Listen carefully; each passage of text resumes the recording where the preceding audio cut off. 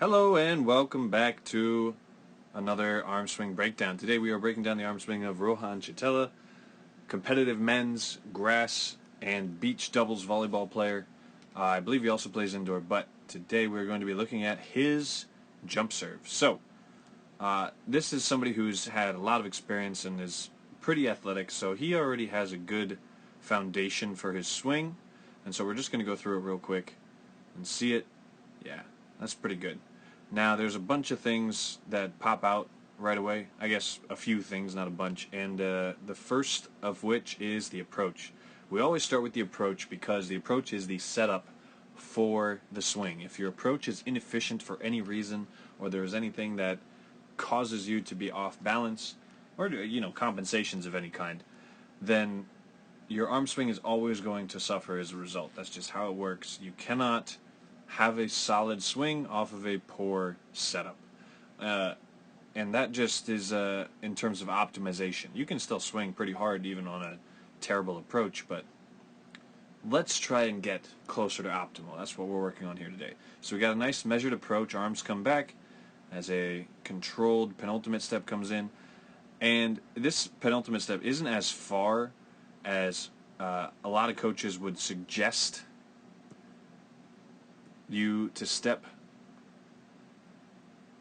but it's far enough because what's happening here is he's not planting into this area to go straight up. He's trying to maintain momentum up towards his serve.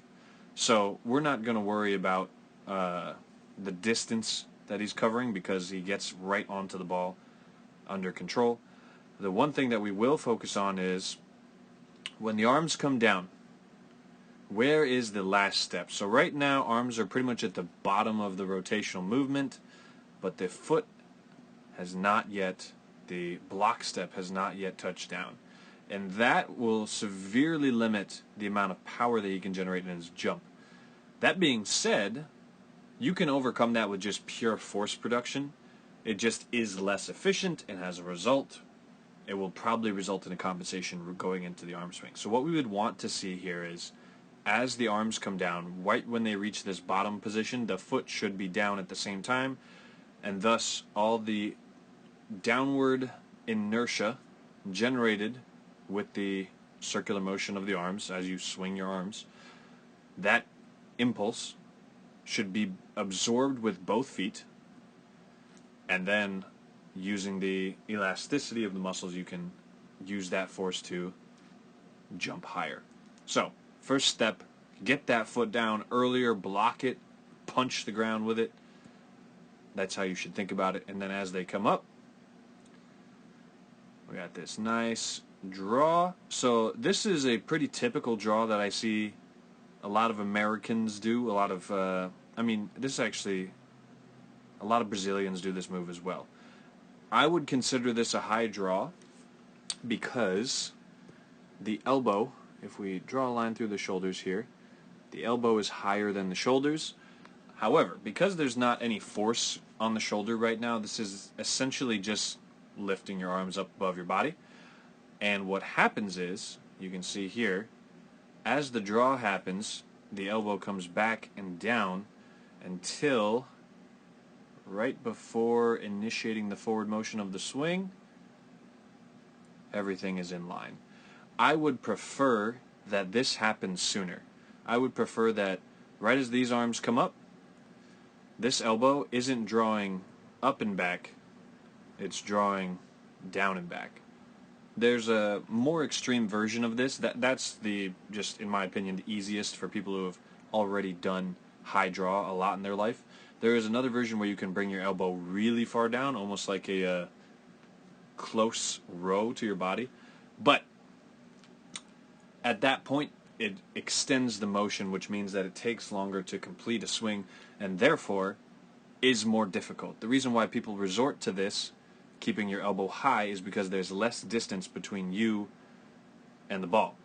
It just is an easier motion to predict and control.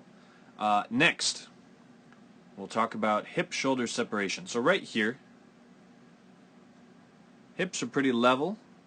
There is a little bit of rotation going on, and I would say a little bit less than 45 degrees of separation between the hips and the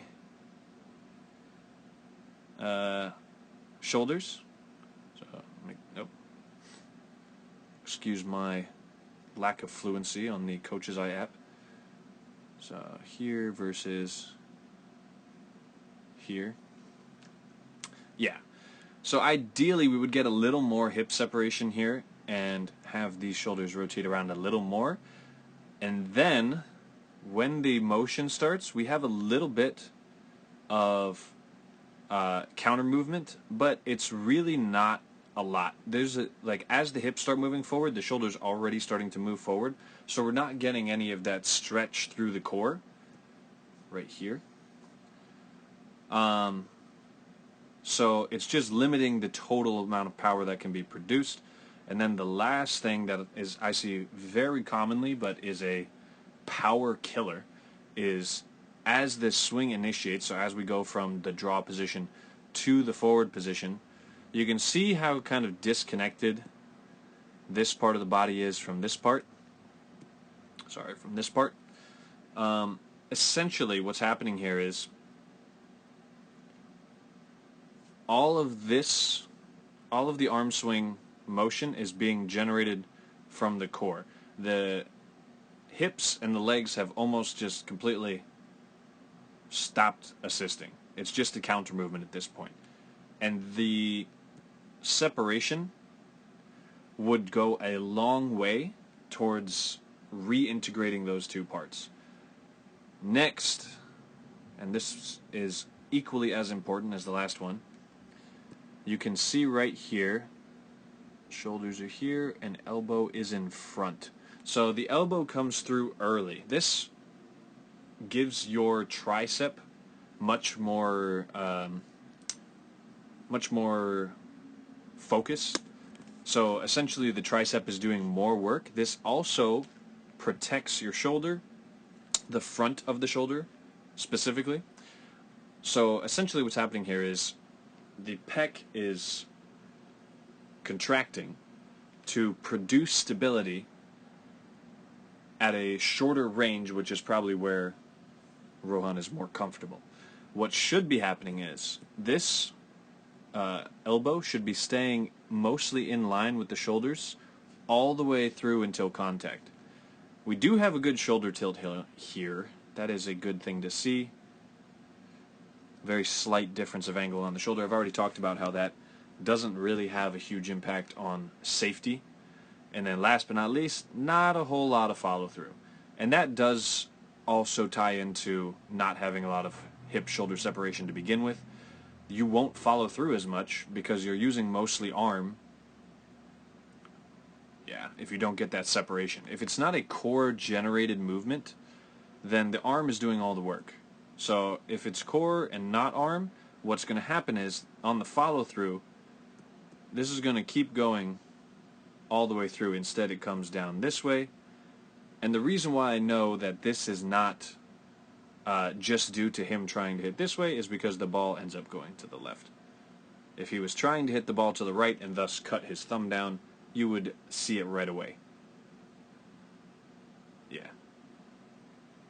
So, let's go back through one more time. What we want to see is foot down right as hands get low. Make that motion all together. Now I didn't mention this, but this is actually a really good jump in terms of control and getting to the ball. But next we want more hip-shoulder separation, which will initiate with the hips and then the shoulders will follow afterwards. We want the elbow to be in line with the shoulders all the way through the swing. And we want the elbow not to travel in front of the shoulders before contact. Let the hand whip around and almost lag behind the shoulders. Yeah. And thus, more power. That all being said, overall, very good foundation. A lot of good things that allow improvement to happen. And I know Rohan works hard, so I'm sure he'll be able to implement these with just a little bit of practice. And I'd love to see the transformation afterwards if you apply these concepts. Anyways, that completes the breakdown. If you have any questions, please let me know. And thank you very much for watching.